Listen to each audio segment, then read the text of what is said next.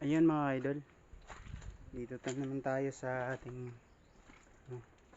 ito yung ah dyan yung pinag anuhan ng malaking baboy.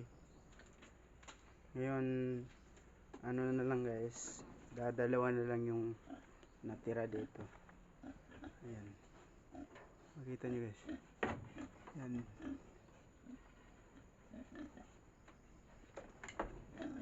Makita nyo, dadalawa na lang sila guys.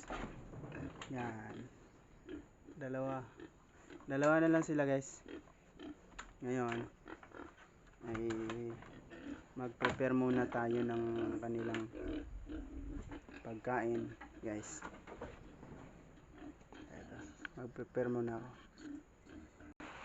Santabo lang muna yung nilagay ko kasi baka hindi na naman maubos.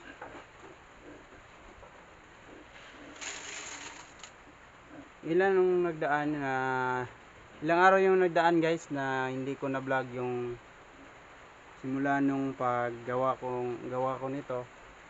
Gawa namin itong alagaan ng yung bahay ng baboy.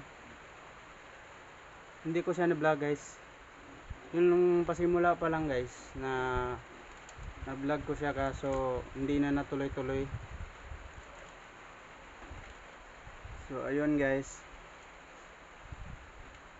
ngayon kailangan talaga pag nagpapakain ka ng baboy para laging malusog yan, laging pag bagong pa lang yan, purgahin mo ng latigo.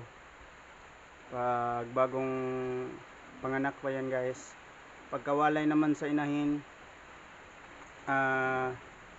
purgahin mo ulit ng pagkukunin na ng mga buyer mo, tapos mo nang purgahin, hindi na sila magpupurga ulit. Pag dito sa pag aalaga ng baboy, kailangan talaga na may iba naman yung dry feeds lang yung ginagamit. Yung ako, basa yan. Ko naman ng tubig kasi nauuhaw kasi sila dito kasi walang tubig. Humihintay lang kami sa ng ulan. Yan, galing yan dun sa Sandayong. Yan guys. So salamat po sa panonood. Yan lang po mga kaidol. Yan lang muna mga kaidol. Update ko kayo mamaya pagdating ko ng bahay. Bye bye.